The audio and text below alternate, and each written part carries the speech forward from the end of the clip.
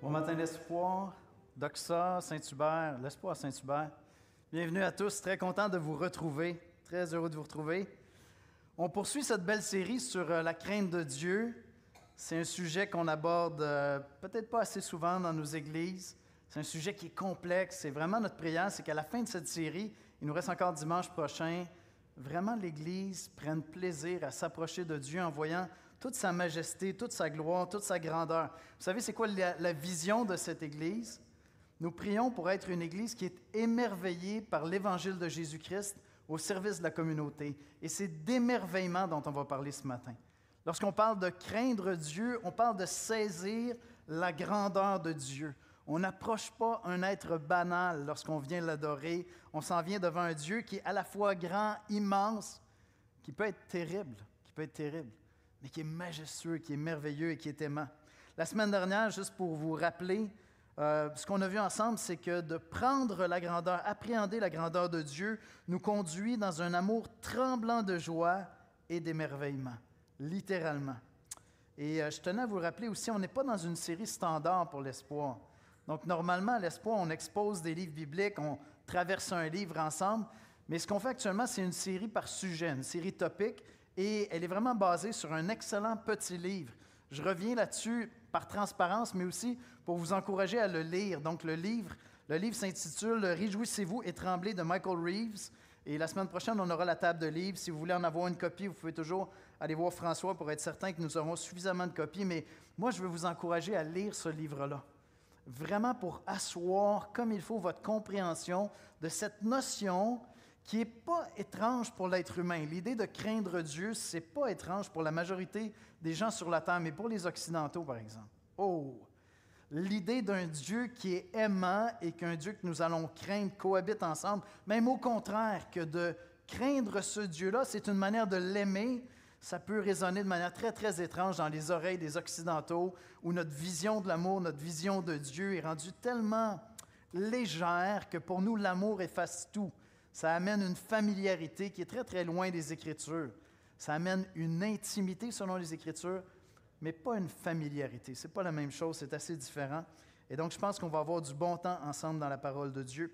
J'aimerais qu'on puisse prier et ensuite, on va écouter la lecture des Écritures. On va lire ensemble la parole. Seigneur Jésus, on vient dans ta présence ce matin.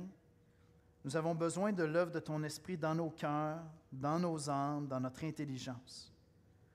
Viens, Seigneur, nous éclairer ce matin. Que ta parole puisse vraiment faire sens en nous, trouver toute sa vérité en nous.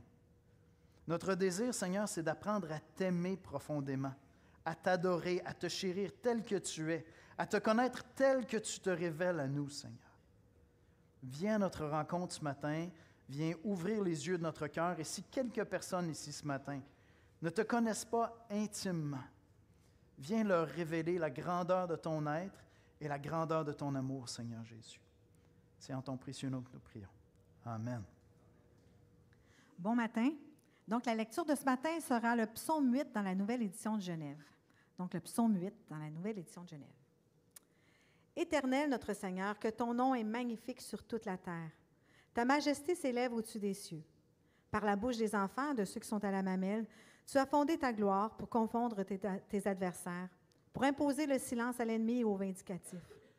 Quand je contemple les cieux, ouvrage de tes mains, la lune et les étoiles que tu as créées, qu'est-ce que l'homme pour que tu te souviennes de lui, et le Fils de l'homme pour que tu ne prennes garde à lui? Tu l'as fait de peu inférieur à Dieu et tu l'as couronné de gloire et de magnificence. Tu lui as donné la domination sur des œuvres de tes mains. Tu as tout mis sous ses pieds. Les brebis, comme les bœufs, et les animaux des champs, les oiseaux du ciel et les poissons de la mer, tout ce qui parcourt les sentiers des mers. Éternel, notre Seigneur, que ton nom est magnifique sur toute la terre. Merci, Julie. Certains d'entre vous ont déjà entendu parler de Jean Calvin, pour toutes sortes de raisons. Mais Jean Calvin était une personne assez exceptionnelle. C'est un des grands réformateurs de l'histoire de l'Église. Toute la période de la Réforme protestante, c'est un des joueurs vraiment clés. Et c'était aussi un être extrêmement intelligent.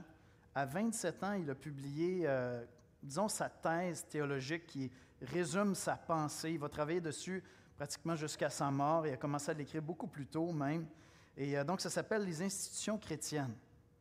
Et c'est vraiment une somme théologique, un des ouvrages les plus importants dans l'histoire de l'Église, j'oserais dire. Publié ça à 27 ans. Et un élément qui est très éclairant dans son approche, dans sa manière de voir comment on en vient à connaître Dieu. Qu'est-ce qui permet à des êtres comme vous et moi, on n'est pas Dieu, Dieu est invisible, Dieu est grand, Dieu est infini, comment on en vient à connaître Dieu? Et Jean Calvin disait, bien, c'est un processus. On commence par connaître le Dieu créateur. On peut le connaître à travers la création même. Déjà, la création nous parle d'un créateur. Et une fois qu'on a découvert le Dieu créateur, éventuellement, on en vient à découvrir le Dieu sauveur, le Dieu rédempteur à travers la personne de son Fils Jésus-Christ. Et ce n'est pas tout le monde qui va découvrir le Dieu créateur, qui va nécessairement découvrir le Dieu rédempteur. Je trouvais ça intéressant comme manière de saisir qui est Dieu, quelle est sa grandeur. Et ça nous parle de la crainte de Dieu parce que lorsque tu découvres le Dieu créateur, bien, tu prends la mesure de ce que tu es. Tu n'es définitivement pas le créateur de ton existence, malgré toute la prétention qu'on peut avoir. Je trouvais ça vraiment intéressant. Voici comment je résumerais l'exposé biblique de ce matin. La connaissance de Dieu nous conduit dans l'émerveillement quand nous le connaissons à la fois, quand nous connaissons à la fois la grandeur du Créateur et celle du Rédempteur. On commence par découvrir le Créateur, ensuite on découvre le Rédempteur et on apprend à prendre la mesure de ce Dieu extraordinaire. Deux aspects de la personne de Dieu qui nous aident à le connaître. Et la vision de cette Église, c'est d'être une Église émerveillée par l'Évangile de Jésus-Christ. Retenez ça, c'est super important. Premièrement, la grandeur du Dieu créateur. David dit dans le psaume que Julie vient de nous lire tout à l'heure, au verset 4 et 5, « Quand je contemple les cieux, ouvrage de tes mains, la lune et les étoiles que tu as créées, qu'est-ce que l'homme pour que tu te souviennes de lui, et le Fils de l'homme pour que tu prennes garde à lui? » David est spontanément en train d'exprimer le sentiment, la réflexion d'une personne qui réalise tout à coup, comme ça peut nous arriver. Il y a un moment où, lorsqu'on passe de l'enfance à l'adolescence, on s'en va vers l'âge adulte, il y a un moment où ton cerveau commence à faire toutes sortes d'abstractions. Je ne sais pas si vous avez vécu ça, je l'ai décrit quelquefois à travers les années parce que moi, ça m'a marqué. Il y a un moment où tu es là, tu es peut-être assis dans ton lit, tu es peut-être en train de regarder les étoiles, puis tu dis « je pense que je ne suis pas le centre de l'univers. » Comme on dirait, je ne sais pas, il y a deux fils qui viennent de connecter, tu passes à un mode abstrait, puis tu dis « Oh, je suis rien, moi, dans l'univers. Je suis minuscule. » Puis là, tu commences à considérer la grandeur, puis le temps de ta vie, la grandeur de l'univers, le fait que toi, tu es très limité. David est simplement en train de dire « Quand je considère tes œuvres, tout ce que tu as créé, mais qui suis-je? Et que sont les êtres humains pour que tu prennes garde à eux? » De la même manière que nous, lorsqu'on marche, en train de prendre une marche, on voit une fourmi passer, on ne va pas nécessairement faire un grand détour. On va continuer notre chemin. Et David est simplement en train d'exprimer le sentiment que des milliards d'êtres humains ont vécu à un moment ou l'autre de leur vie, en réalisant qu'ils sont des êtres finis, limités, petits, pas éternels, pas dans notre perspective.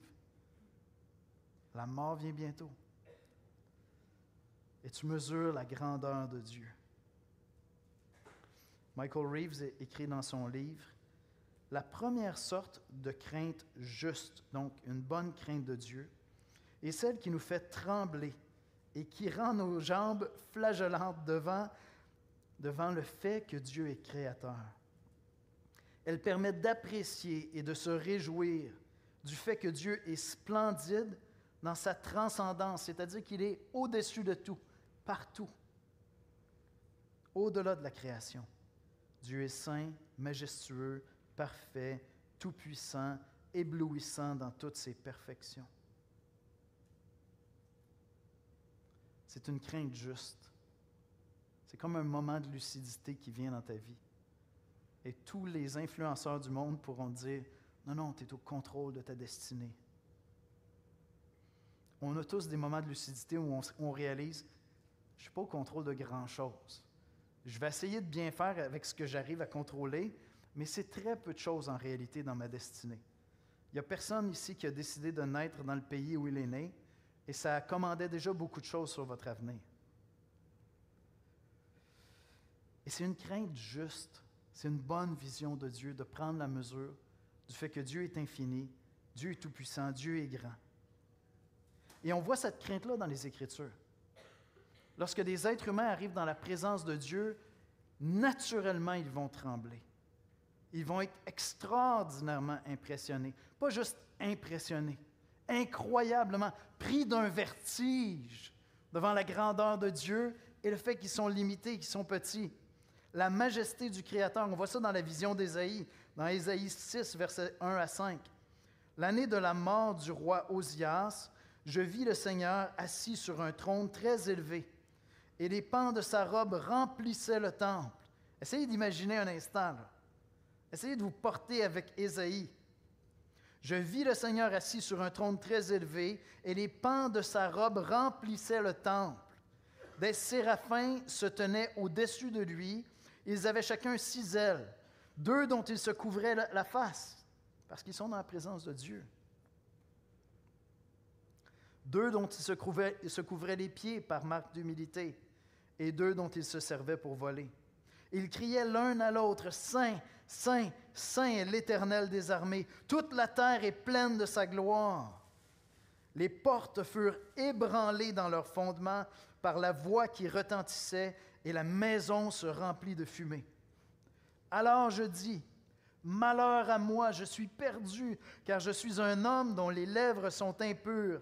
J'habite au milieu d'un peuple dont les lèvres sont impures, et mes yeux ont vu le roi, l'Éternel des armées. » Réaction saine d'un être humain qui est dans la présence de Dieu.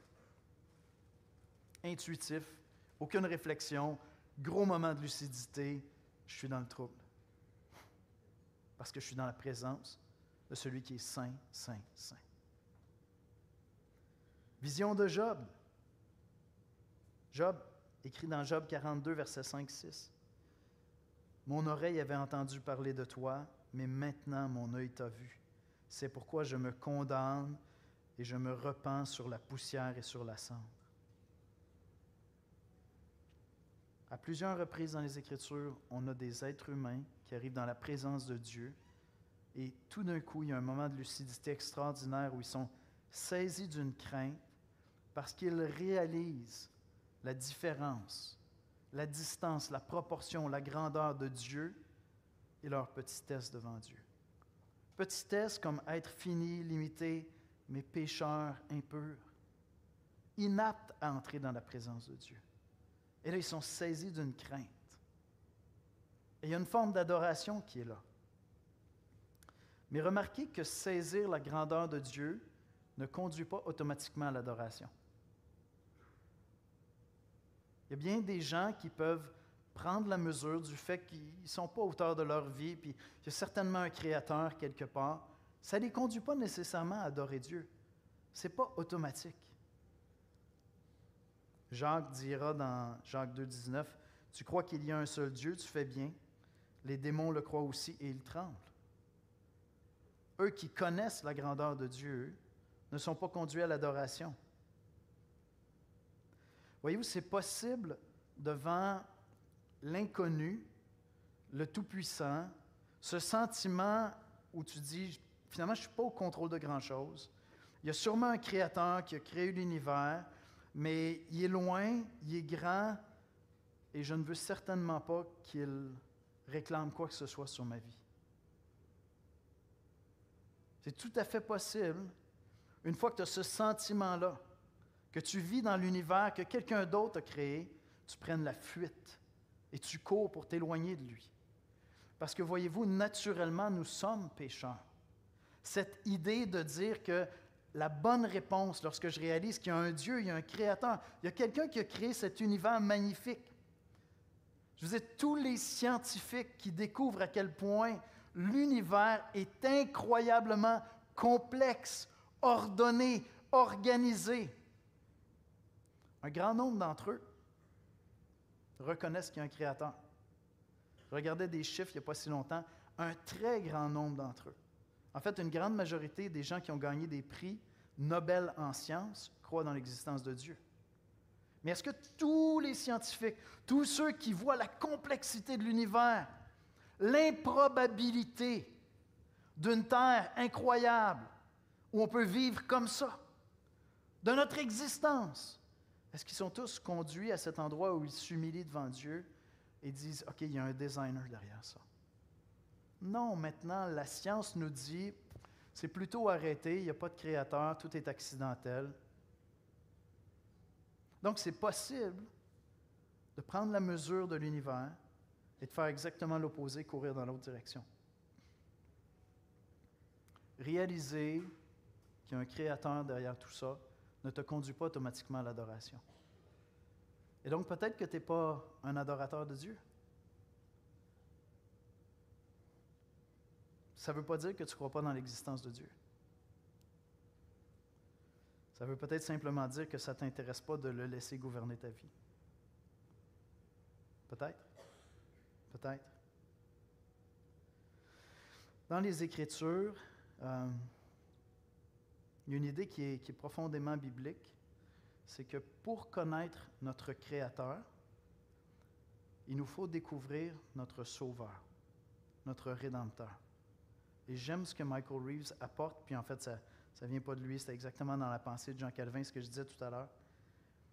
C'est qu'à partir du moment où tu réalises qu'il y a un Créateur qui a créé tout l'univers, mais que tu découvres aussi qu'il n'est pas impersonnel, distant, mais qu'il veut sauver, qu'il veut nous sauver. Tu découvres en lui le Rédempteur, celui qui vient nous sauver. Sa grandeur devient extraordinairement rassurante. Tu as envie de commencer à l'adorer, à l'admirer. Ça change ta perspective complètement. L'œuvre de rédemption nous réconcilie avec la grandeur de Dieu. Et c'est pour ça que je dis, ça se peut que tu vois que Dieu est grand, Dieu est infini, Dieu est merveilleux, puis en fait, tu as juste envie de te pousser loin de lui. Je pense que c'est ce que plusieurs de ceux qui, comme moi, ont entendu l'Évangile très tôt. J'ai entendu l'Évangile à partir de l'âge de 6-7 ans. Je me suis converti à 19 ans. Mais fondamentalement, qu'est-ce qui me déplaisait dans l'Évangile? C'est que ce grand Dieu-là, souverain, et j'ai prié ce Dieu-là pendant que je ne marchais pas dans ses voies. Il m'est arrivé de le prier quand je faisais vraiment des grosses bêtises. J'allais dans la prière. Mais fondamentalement, je ne voulais pas qu'il gouverne ma vie. Sa grandeur, sa souveraineté, le fait que je le savais tout-puissant, ne me conduisait pas à m'humilier devant lui et à venir l'adorer, l'aimer, m'approcher de lui, courir dans sa direction.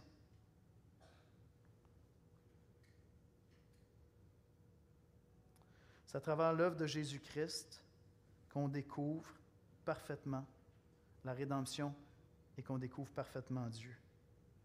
On se promène dans beaucoup de passages ce matin. Dans Jean 14, versets 8 à 10, un des disciples de Jésus lui dit, alors c'est Philippe qui parle, « Seigneur, montre-nous le Père, et cela nous suffit. » Jésus lui dit, « Il y a si longtemps que je suis avec vous, et tu ne m'as pas connu, Philippe. » Jésus pouvait bien troubler les autorités religieuses de son temps. « Celui qui m'a vu a vu le Père. Comment dis-tu, montre-nous le Père? Ne crois-tu pas que je suis dans le Père et que le Père est en moi? Les paroles que je vous dis, je ne les dis pas de moi-même. Et le Père qui demeure en moi, c'est lui qui fait les œuvres. » Jésus est venu pour nous sauver, mais il nous sauve premièrement en nous révélant le Dieu sauveur. Jésus est venu pour nous sauver en mourant sur la croix pour nous. Et ce qu'on découvre à travers cette œuvre-là, ce n'est pas seulement un créateur, c'est un rédempteur. C'est un Dieu sauveur. Et donc, celui qui saisit combien Dieu est grand, mais qui sait que ce Dieu-là nous aime en Jésus-Christ, celui-là va courir vers Dieu pour l'adorer. Je peux avoir le même vertige que celui qui fuit, parce que je prends la mesure de Dieu et je réalise que moi, je suis tout petit, je suis limité, ma vie est courte, je contrôle peu de choses. L'univers est extraordinairement grand. Je peux être pris du même vertige, mais au lieu de me pousser, je vais courir vers Dieu pour venir l'adorer, parce que je sais qu'il court vers moi. Je connais le Dieu rédempteur. J'ai découvert le Dieu rédempteur. Isaac Watts, ça dira quelque chose à plusieurs, a écrit plus de 750 hymnes. Et il y avait un moment où il fuyait Dieu. Il voyait la grandeur de Dieu et c'était trop effrayant pour lui. Il se disait, ce Dieu-là, je ne veux pas m'en approcher. Mais voici comment Michael Reeves résume l'évolution de son cheminement. Il dit, Watts a approfondi la connaissance de Dieu. Il ne connaissait pas seulement Dieu le Créateur, il connaissait aussi Dieu le Rédempteur en Christ. Et connaître Dieu en tant que Rédempteur, humble, gracieux, rempli de compassion, embellit la vision que nous avons de sa majesté transcendante en tant que Créateur. Notre admiration devant la magnificence du Créateur et la joie que nous en éprouvons croissent quand nous comprenons quelle est la parfaite magnificence du tendre Sauveur. Quand nous connaissons Dieu en tant que Rédempteur, nous sommes libérés de tous les doutes au sujet du caractère de Dieu. Nous sommes libérés de toutes les peurs, comme celle de ce Dieu impressionnant qui pourrait être contre nous. Prendre la mesure de la grandeur de Dieu quand tu sais qu'il t'a aimé en Jésus-Christ enlève cette crainte d'un être tellement puissant. Il s'agit qu'il tousse puis tu disparais. Mais une fois que tu l'as connu en Jésus-Christ, ça change tout. Celui qui était une menace devient un abri. Celui qui était un danger devient ma sécurité. Celui qui était mon juge devient mon bienfaiteur. Parce que je le découvre en Jésus-Christ. Il n'est pas plus petit. Ce n'est pas que lorsque je découvre l'Évangile, Dieu devient accessible, il devient tout petit. C'est quoi qu'on a dit la semaine dernière? Jésus, ce n'est pas un bain de mousse. Non, Jésus, ce n'est pas un bain de mousse. Ce n'est pas un teddy bear. La montagne n'est pas plus petite. Dieu est aussi grand. Pourtant, celui qui était une menace, un danger, devient pour moi un refuge. Et je peux commencer à m'approcher de lui pour l'adorer, entrer dans sa présence. Dans Jean 17,3, on lit « Or, la vie éternelle, c'est qu'ils te connaissent, toi le seul vrai Dieu, et celui que tu as envoyé, Jésus-Christ. » Des fois, comme chrétiens, on a l'impression que ceux qui aiment étudier ces qualités-là de Dieu, c'est bon pour les intellos, c'est pas concret. Moi, j'ai besoin, ma vie chrétienne, ça doit être une vie dans l'action. Mais la vie éternelle, c'est pas l'action. La vie éternelle, c'est qu'ils te connaissent, toi, le seul vrai Dieu. Des fois, ce que tu as besoin de faire, ce n'est pas de faire quelque chose de plus pour ta vie chrétienne. C'est que tu as besoin de t'arrêter pour aller dans la présence de Dieu et être émerveillé par lui. Parce que lorsque tu entres dans cet état-là d'émerveillement, toute chose prend une autre perspective. Tantôt, je parlais avec un frère qui vit toutes sortes de choses, inondations d'eau dans la maison, tout le kit. En plus, il vit dans un secteur, ça a l'air qu'il y a un secteur sur la Rive-Sud qui n'a pas d'électricité ce matin. J'ai entendu ça, 71 000 foyers sans électricité. Et il est ici en train d'adorer ce matin. Je pense que lorsqu'il va quitter, son cœur va être plus serein que s'il était resté chez lui ce matin à se démener comme un fou pour essayer de régler tous les problèmes. Être émerveillé par la grandeur de Dieu, ce n'est pas quelque chose de théorique. Ce n'est pas quelque chose pour les intellos, les théologiens. Non, c'est quelque chose d'infiniment pratique qui vient placer ton cœur au bon endroit. Toutes choses prennent leur juste proportion. Et c'est souvent bien plus de ça dont on a besoin que de trouver le prochain geste à poser comme chrétien, la prochaine action. La prochaine action, c'est peut-être d'arrêter l'action et de venir rencontrer Dieu. Tout à l'heure, je vous parlais des institutions chrétiennes de Jean Calvin. Écoute, commence par lire ta Bible au complet. Si tu n'as jamais lu la Bible au complet, prochain livre à lire, la Bible, lis-moi ça au complet dans la prochaine année, s'il te plaît. Tu vas voir, c'est un livre extraordinaire. Je pourrais t'en parler pendant des heures. Tu as juste à rester avec nous. Mais après ça, institution chrétienne de Jean Calvin. Tu vas tomber à genoux. Tu vas dire, « Wow, Dieu, t'es incroyable. T'es incroyable. T'es incroyable. » Toujours Michael Reeves qui dit « La grandeur de Dieu attire notre regard vers le haut et nous empêche de nous concentrer sur nous-mêmes. » Amen. Combien ici ont besoin maintenant, cette semaine, d'arrêter de se concentrer sur eux-mêmes pour tourner leur regard vers le haut? Moi, je suis le premier. Je suis le premier. J'en ai tellement, tellement besoin. Nous nous émerveillons devant un être plus grand que nous. C'est pourquoi nous diminuons. Sa magnificence nous détourne de nous-mêmes. Amen. Et nous écarte de nos obsessions quotidiennes. Nous développons un goût pour autre chose que nous-mêmes. Oh, merci Seigneur. Oh, merci Seigneur. Quand je peux m'oublier, ça fait tellement du bien. En même temps, nos pensées sont élevées et purifiées alors que nous considérons celui qui est plus grand et plus pur que nous. Je trouve ça intéressant. Reeves cite une étude qui a été faite. J'ai pris le temps même d'aller chercher l'étude. Quand un théologien cite une étude scientifique, là, prenez le temps de faire des petites vérifications, mais c'était kosher son affaire. C'était legit. C'était correct.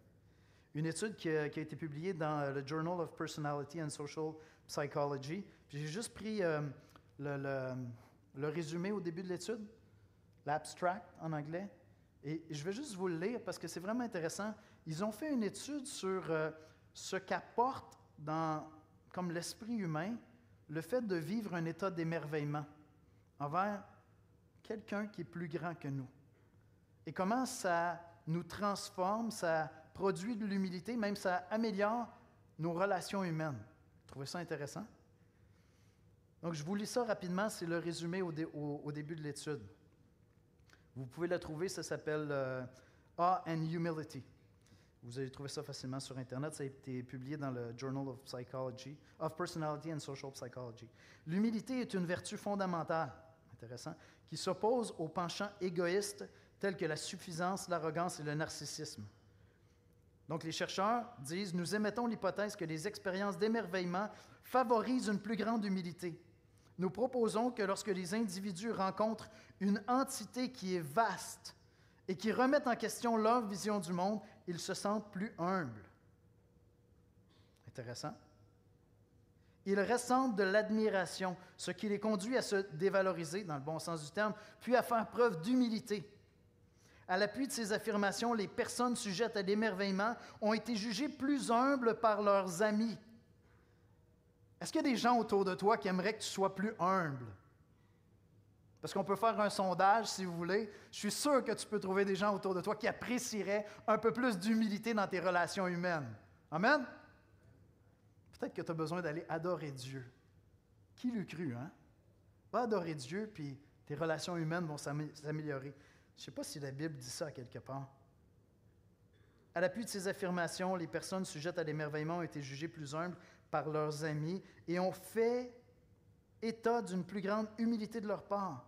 Le fait de susciter l'admiration a conduit les participants à présenter aux autres une vision plus équilibrée de leurs forces et de leurs faiblesses et à reconnaître dans une plus large mesure la contribution de forces extérieures à leur propre réalisation personnelle.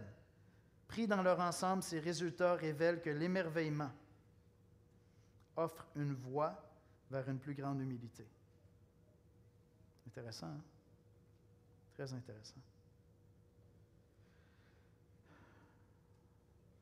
Lorsqu'on s'est donné cette vision pour l'Église de l'Espoir, être une Église qui est émerveillée par l'Évangile de Jésus-Christ au service de la communauté, c'est que nous croyons profondément que le bon moteur, le bon motif pour tout ce que nous faisons dans la vie,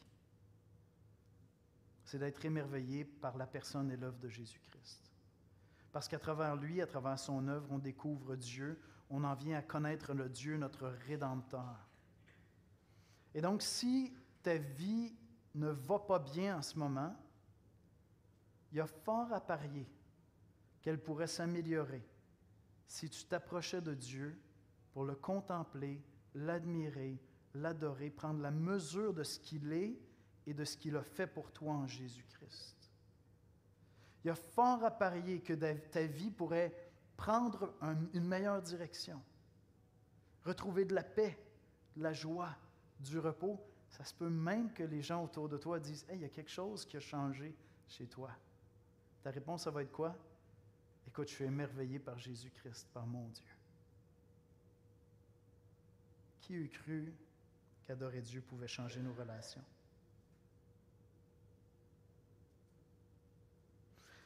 Concrètement, qu'est-ce que ça fait? Ben, quand tu es émerveillé par la personne de Christ, tu ne peux pas passer ta journée à jouer à des jeux vidéo. Ça devient un peu banal.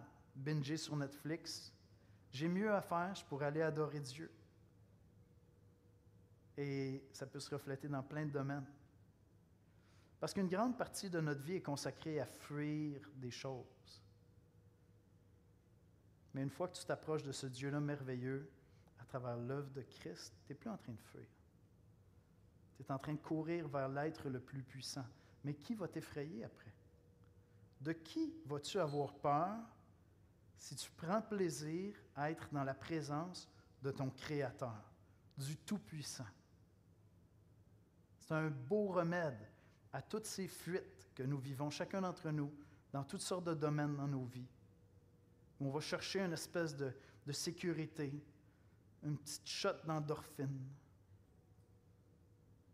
alors que c'est auprès de Dieu qu'on devrait être en train de le trouver.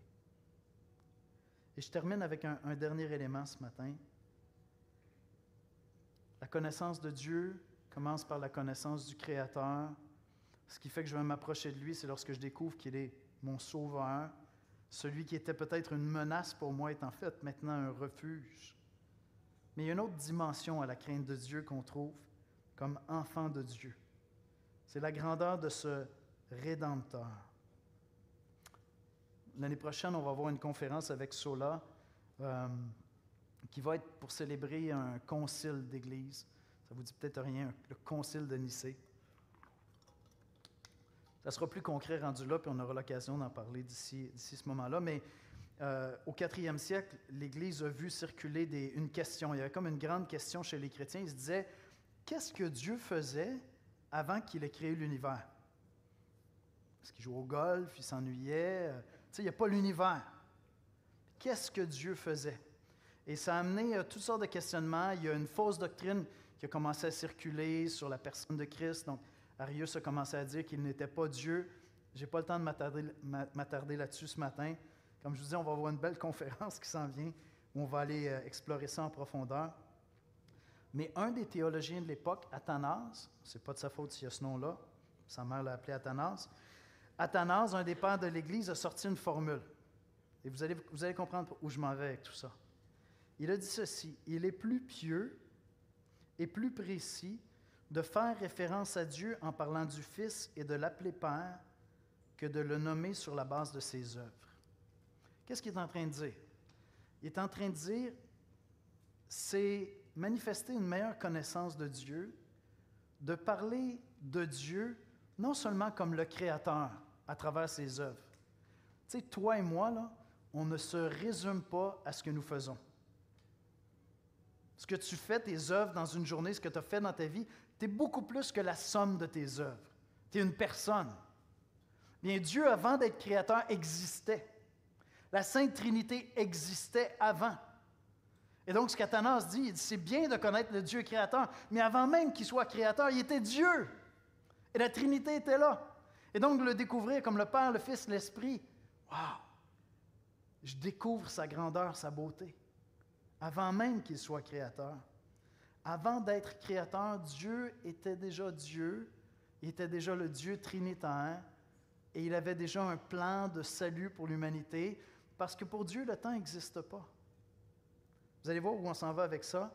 Ça nous amène à découvrir un autre aspect de la crainte de Dieu. Dieu est non seulement créateur dans les Écritures, mais rapidement, il se révèle comme le Dieu sauveur, celui qui prend soin de nous, celui qui nous aime. Dans Ésaïe 48, versets 12-13, on lit « Écoute-moi, Jacob, et toi, Israël, que j'ai appelé. C'est moi, moi qui suis le premier, donc le Créateur.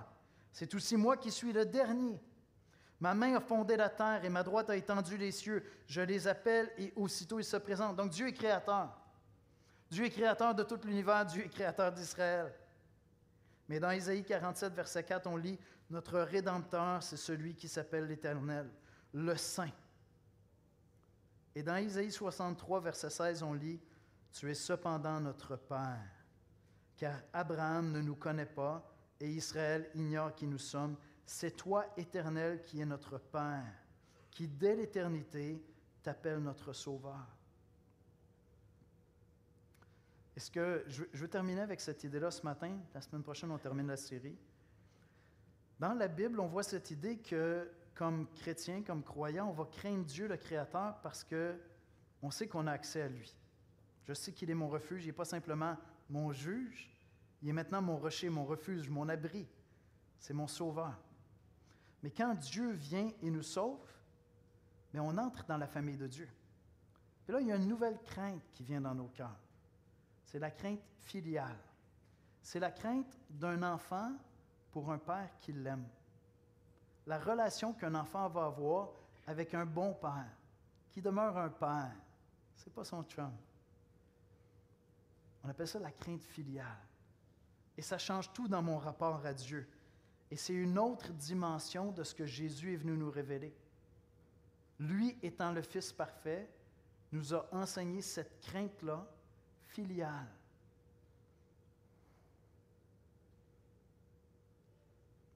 On lit dans Ésaïe 52, versets 13 à 15. Je l'ai déjà lu dans la série. « Voici mon serviteur prospérera, il montera, il s'élèvera bien haut.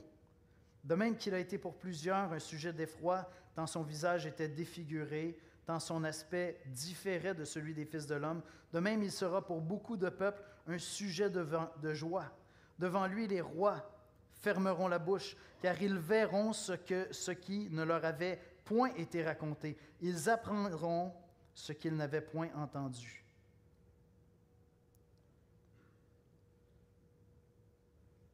Et on découvre à travers l'œuvre de Christ qui meurt sur la croix, on découvre à travers le Fils que ce Créateur-là est non seulement notre Sauveur, mais qu'il est notre Père.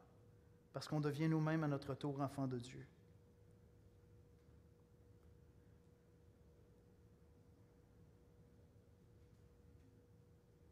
C'est intéressant dans Romains 8, versets 15-17, l'Esprit de Christ qui était en lui, qui faisait que Christ craignait parfaitement son Père, honorait parfaitement son Père, prenait plaisir à glorifier son Père.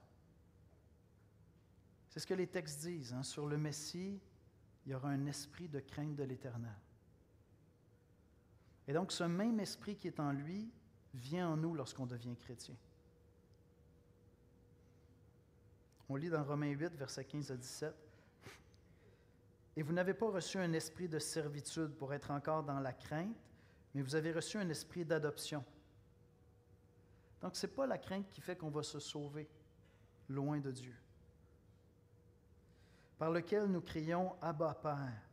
L'Esprit lui-même rend témoignage à notre esprit que nous sommes enfants de Dieu. Or, si nous sommes enfants, nous sommes aussi héritiers de Dieu et co-héritiers de Christ. Quand Jésus grandit, dans Luc, on lit ceci. « Et Jésus croissait en sagesse, en stature et en grâce, devant Dieu et devant les hommes. » Il grandissait en sagesse. C'est quoi le commencement de la sagesse selon les Écritures? Si vous voulez un verset clé là, pour la série, c'est Proverbe 9, 10. Le commencement de la sagesse, c'est la crainte de l'Éternel. Et c'est pour ça que les prophètes nous disent que lorsque le Messie allait venir, quand Jésus allait venir, il allait être habité de la crainte de l'Éternel. Mais ce n'est pas la crainte de celui qui fuit loin de Dieu parce que Dieu est un danger. Dieu est une menace, Dieu est tout-puissant, Dieu est inconnu, Dieu est distant. C'est la crainte filiale d'un enfant envers son père aimant. Ce n'est pas la peur qui me terrifie d'être jeté à l'extérieur de la maison. C'est le désir profond d'aimer et de plaire à mon Père, de m'approcher de lui. Et c'est ça qu'on trouve en Jésus. C'est ce qu'on observe chez lui. Et c'est ce même esprit-là qui nous est donné. Le passage que j'ai cité à quelques reprises, c'est dans Ésaïe 11, versets 1 à 3. « Puis un rameau sortira du tronc d'Ésaïe et un rejeton naîtra de ses racines. L'Esprit de l'Éternel reposera sur lui, esprit de sagesse et d'intelligence, esprit de conseil et de force, esprit de connaissance et de crainte de l'Éternel. » Il respirera la crainte de l'Éternel. Il ne jugera pas sur l'apparence. Il ne prononcera point sur un oui-dire. Charles Spurgeon, un grand prédicateur, a dit ceci pour essayer d'exprimer cette crainte-là qui est différente. Dans cette crainte d'enfant, il n'y a pas un atome de peur. Nous qui croyons en Jésus, nous n'avons pas peur de notre Père. Que Dieu nous en garde. Plus nous nous approchons de lui, plus nous sommes heureux. Notre souhait le plus cher est celui d'être toujours avec lui, de nous perdre en lui. Toutefois, nous prions pour que nous ne puissions pas l'attrister. Nous l'implorons de nous empêcher de nous détourner de lui. Nous lui demandons d'avoir pitié de nos infirmités et nous le supplions de nous pardonner, de manifester sa grâce envers nous pour l'amour de son cher Fils. Puisque nous sommes des enfants qui l'aiment, nous ressentons un saint émerveillement et une profonde révérence, alors que nous saisissons la nature de notre relation avec lui, qui est notre Père dans les cieux. Un Père aimant, tendre, rempli de compassion, mais un Père céleste terrible dans la grande assemblée des saints. Il est redoutable pour tous ceux qui l'entourent. Je vais demander aux musiciens de venir me rejoindre. Ma prière, c'est qu'à travers toute cette série sur la crainte de Dieu, votre Dieu, qui était sûrement merveilleux à vos yeux, prenne toute la grandeur, toute l'ampleur de sa magnificence. Que vous ayez envie de venir le rencontrer chaque matin en ouvrant vos Bibles, en allant dans la prière, en allant méditer.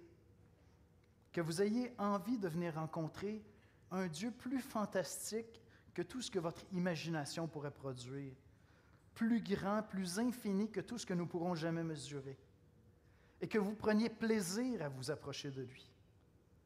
Régulièrement, je parle avec des chrétiens qui me disent, écoute, quand ma vie chrétienne ne va pas très bien, quand je manque dans des disciplines, quand il y a un péché qui commence à s'installer, je tombe dans un cycle où je vais simplement m'éloigner de plus en plus de Dieu. Et à quelque part, je me dis, il faut que j'aide cette personne à connaître Dieu. Parce que Dieu est mon refuge si je suis en Jésus-Christ, alors même que j'ai péché. Le piège pour moi, c'est de voir seulement en lui un juge, alors qu'il me dit, je veux te faire grâce, je t'ai sauvé, viens à moi.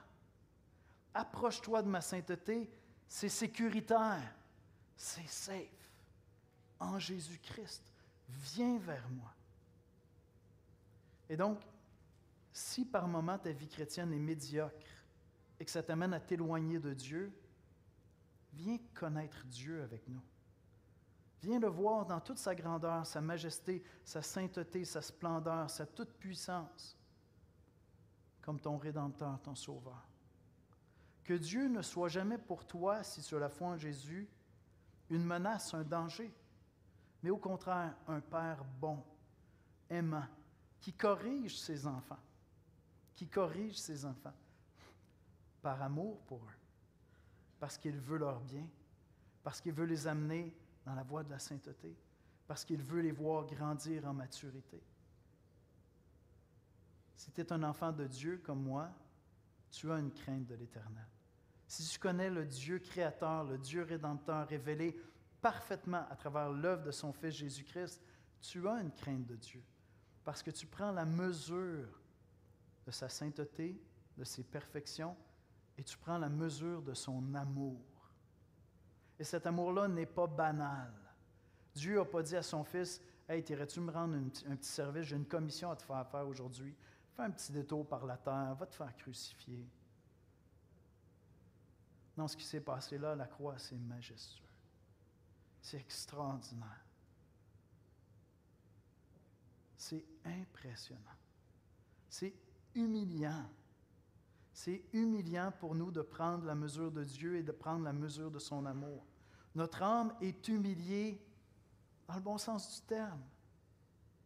Parce que c'est la bonne posture devant Dieu d'être humilié, d'être humble, parce que Dieu est extraordinaire. Tu es correct, toi, puis moi aussi, ça ne se compare pas à Dieu. Ah, tu es une créature merveilleuse, mais je ne vais peut-être pas être émerveillé devant toi, tu vois? Mais devant Dieu, définitivement. Et si tu ne connais pas ce Dieu-là personnellement, si tu dis, écoute, je comprends que ton Dieu est grand, Yannick, mais moi je le trouve effrayant. Si Dieu est comme ça, je n'ai pas envie de le connaître. C'est parce que tu n'as pas connu l'amour sublime de Jésus-Christ. Et tu te prives du plus grand protecteur pour ta vie, pas la plus grande menace, le plus grand protecteur pour ta vie, le Dieu Tout-Puissant, qui veut t'accueillir, qui veut te prendre dans sa maison, qui veut faire de toi son enfant. On va aller dans la prière ensemble, et tout de suite après, on va prendre ensemble le repas du Seigneur. On fait ça une fois par mois.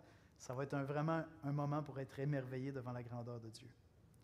Seigneur Jésus, on vient dans ta présence ce matin pour t'adorer parce que tu es merveilleux.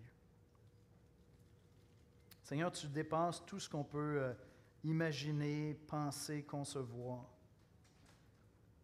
Notre Dieu, tu es. Avant même d'être créateur, tu es. De toute éternité, tu es. Sans aucune nécessité, sans aucun besoin, tu as créé. C'est pas que ça te démangeait, que tu te sentais seul, que le temps était long. Non, tu es parfait de toute éternité, entièrement satisfait en toi-même, complet en toi-même, Sainte Trinité, Dieu Père, Fils, Esprit. Et ce matin, nous sommes assemblés pour t'adorer, Seigneur. Ce matin, nous nous approchons de toi avec une grande assurance. Elle n'est pas en nous-mêmes, Seigneur. On ne pense pas que tu avais besoin de nous dans ton équipe. Non, Seigneur. On prend la mesure de ton amour. Et celui qui pourrait pour nous être une menace est maintenant un refuge. Celui qui pouvait nous terrifier, au contraire, nous rassure. Parce qu'auprès de toi, j'ai un sûr abri, Seigneur. Auprès de toi, mon cœur est en sécurité. J'aimerais te prier pour tout et chacun qui écoute ce message ce matin, Seigneur. Je te prie de saisir nos cœurs, de nous conduire dans cet état d'émerveillement devant ta grandeur et ton amour. Oui, Seigneur, nous voulons être émerveillés par ta grâce en Jésus-Christ. Je te prie, Seigneur, pour ceux qui ne te connaissent pas intimement comme Dieu et Sauveur, Père, Fils et Esprit, mais qui disent, quel est cet être qui a créé l'univers? Est-il terrible? Est-ce que vraiment on peut le connaître? Est-ce qu'il s'est vraiment fait connaître à nous? Révèle-toi, Père, révèle-toi à travers l'œuvre du Fils. Je t'en supplie, Seigneur, afin que tous puissent connaître et goûter la joie d'être en Jésus-Christ. Et c'est en son précieux nom que nous prions. Amen. Comme je disais,